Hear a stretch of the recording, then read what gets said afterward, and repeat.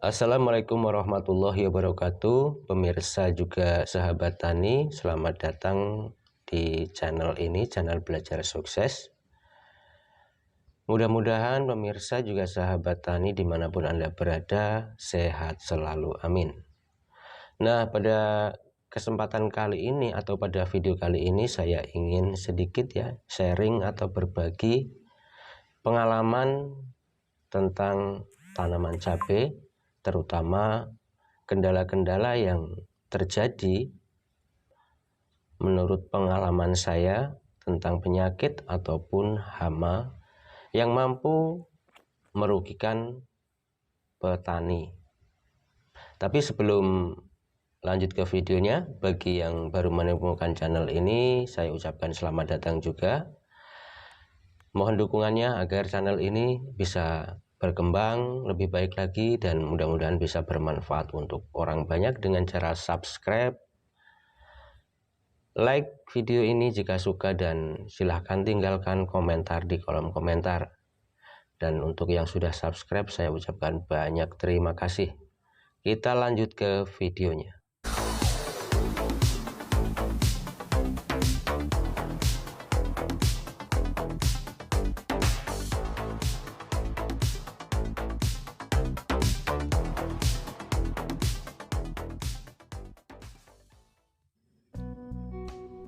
Pemirsa juga sahabat tani, setiap musim mempunyai tantangan tersendiri bagi para petani. Pada musim kemarau biasanya banyak terjadi ledakan hama, sedangkan pada musim hujan banyak terjadi ledakan penyakit, terutama yang berkaitan dengan bakteri dan jamur. Kondisi lingkungan yang lembab dan basah menjadi kondisi yang nyaman bagi perkembangan patogen atau sumber penyakit. Ketika musim penghujan tiba, akan terlihat banyak sekali bermunculan penyakit, dan antraknosa adalah salah satunya. Hingga saat ini antraknosa atau disebut juga patek masih menjadi penyakit utama pada tanaman cabai, karena penyakit ini sangat susah untuk dikendalikan. Kerugian yang ditimbulkan oleh penyakit ini pun bisa mencapai 100%.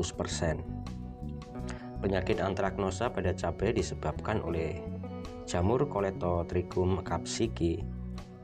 Jamur ini berkembang pesat pada kelembapan di atas 90% dan suhu di bawah 32 derajat Celcius. Jamur Colletotrichum capsicum dapat bertahan hidup di dalam tanah, sisa-sisa tanaman, atau buah yang telah terinfeksi.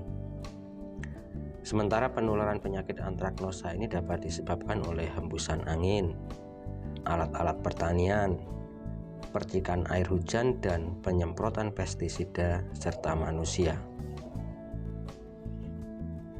Antraknosa umumnya menyerang hampir di semua bagian tanaman, mulai dari ranting, cabang, daun hingga buah. Fase serangannya pun beragam, bisa dimulai dari fase vegetatif ataupun fase generatif. Gejala yang terlihat apabila tanaman terinfeksi oleh penyakit ini adalah pada buah terdapat tanda bercak melingkar cekung berwarna coklat pada pusatnya, serta berwarna coklat muda pada sekeliling lingkarannya. Pada perkembangannya, bercak tersebut akan meluas, kemudian menyebabkan buah membusuk, kering, dan jatuh. Pengendalian penyakit antraknosa ini dapat dilakukan dengan beberapa cara, diantaranya adalah menggunakan bibit yang sehat, menggunakan lahan yang bukan bekas dari tanaman famili atau sekeluarga seperti terong, tomat, paprika, dan lain-lain. Melakukan perempelan, tunas air, penyiangan, dan pengaturan genangan air. Semua cara tersebut merupakan bagian dari tindakan pencegahan yang ditunjukkan agar lingkungan sekitar tanaman tidak lembab. Dan juga usahakan menambahkan pupuk yang mengandung unsur kalsium tinggi pemberian kalsium dapat membuat dinding sel tanaman menjadi lebih kuat dan lebih susah ditembus oleh jamur.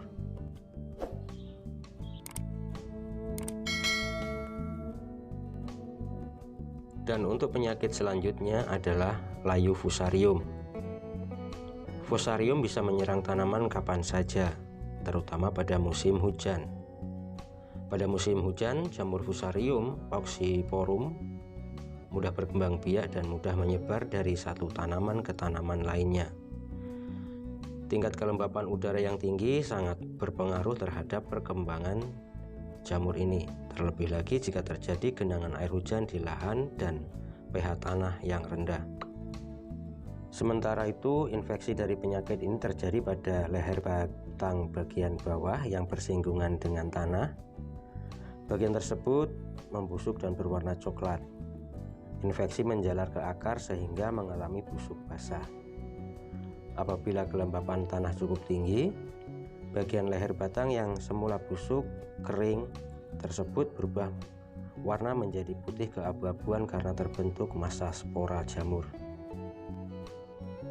Tidak hanya itu, serangan layu fusarium juga dapat menjalar pada bagian ranting tanaman dan berakhir pada layunya daun tanaman yang kemudian dapat menyebabkan kematian pada tanaman.